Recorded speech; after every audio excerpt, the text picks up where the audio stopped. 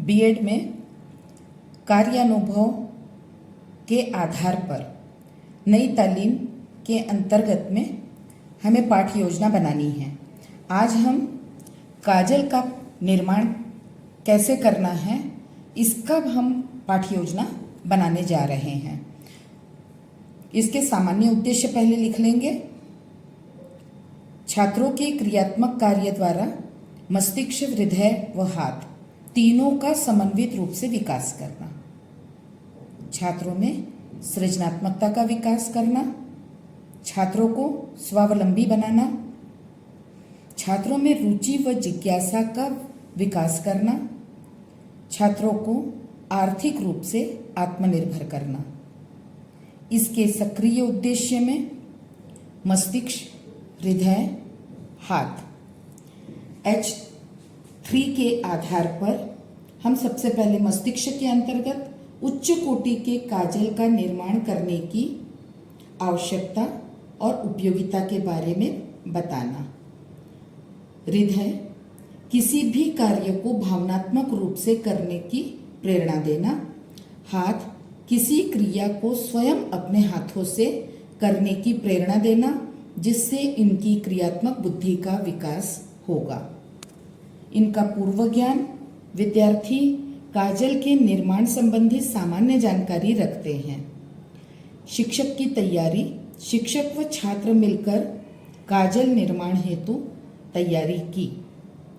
शिक्षण सामग्री, पीतल की कटोरी, घी का दिया जो मिट्टी का हो जिसमें घी हो, कपूर, देसी कपूर और माचिस। शिक्षण विधि, प्रयोगात्मक विधि, व्याख्यान विधि। शिक्षण प्रविधि, सामुदायिक प्रविधि, कार्यशाला प्रविधि। शिक्षण सूत्र, ज्ञात से अज्ञात की ओर, विशिष्ट से सामान्य की ओर। पाठ योजना कहाँ करवाया जाना है? विद्यालय प्रांगण में। प्रस्तावना, शिक्षक कार्य, छात्र कार्य दो को अलग अलग भाग में बांट देंगे। शिक्षक कार्य में प्रस्तावना के प्रश्न पूछेंगे। काजल कौन से रंग का होता है? काजल काले रंग का होता है, छात्र जवाब देंगे। काजल के क्या उपयोग हैं? काजल आंखों में लगाया जाता है। शरीर का सबसे उपयोगी व नाजुक अंग आंख है, तो आंखों पर काजल कैसा उपयोग करना है? आंखों में काजल हमेशा शुद्ध उपयोग में लाना चाहिए। उद्देश्य कथन में फिर लिखेंगे, आज हम काजल बनाने का कार्य करेंगे।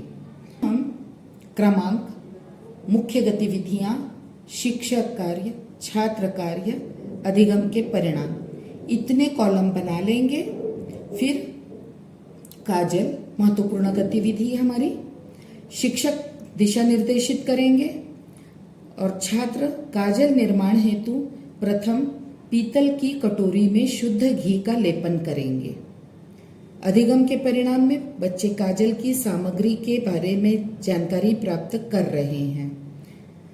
काजल निर्माण सामग्री, शिक्षक दिशा निर्देश करेंगे। रुई की बत्ती घी में डालकर फिर जलाएंगे। एक लेयर घी के धुएं को पीतल की कटोरी में एकत्रित करेंगे। फिर देसी कपूर जलाएंगे, उसके धुएं को एकत्रित करेंगे। ऐसे 6 लेयर कर उसको डिब्बियों में भरेंगे। बच्चे यहाँ निर्माण कर रहे हैं, कार्य कर रहे हैं। पुनरावृत्ति प्रश्न, इसके अंतर्गत में क्रमांक, शिक्षक कार्य, छात्र कार्य कर लेंगे। पुनरावृत्ति में पूछेंगे, पीतल की कटोरी में किसका लेप लगाएंगे? छात्रों ने चूंकि लगाया है, पीतल की कटोरी में घी का लेप लगाएंगे। काजल निर्माण में कौन कौन सी सामग्री का उपयोग करते हैं? मिट्टी का दिया जिसमें घी डला हो, पीतल की कटोरी, रुई की बत्ती, माचिस, कपूर, देसी कपूर। काजल के निर्माण में कौन कौन से धुएं को एकत्रित किया? काजल के निर्माण में घी के दिए का व कपूर के धुएं को एकत्रित किया जाता है। काजल का उपयोग मुख्य रूप से कहाँ करते हैं?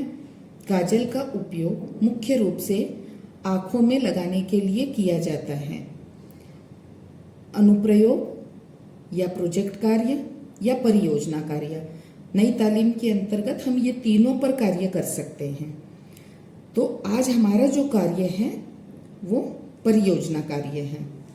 उच्च कोटि का प्राकृतिक काजल का निर्माण किया गया और सिखाया गया। फिर आकलन और मूल्यांकन।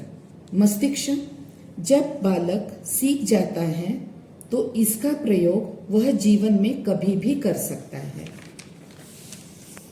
हृदय भावनात्मक। काजल का निर्माण के लिए जिज्ञासा हुई और काजल बनाने के बाद मन में खुशी हुई। हाथ, ये कार्यात्मक का अनुबोधन है। सभी बच्चों ने स्वयं अपने हाथों से काजल बनाया। सीखने के परिणाम स्वरूप परिणाम, सभी विद्यार्थी काजल के महत्व एवं उपयोगिता को देखते हुए सीखा व काजल बनाया गया। फिर छात्राध्यापक हस्ताक्षर, पर्यवेक्षक का हस्ताक्षर।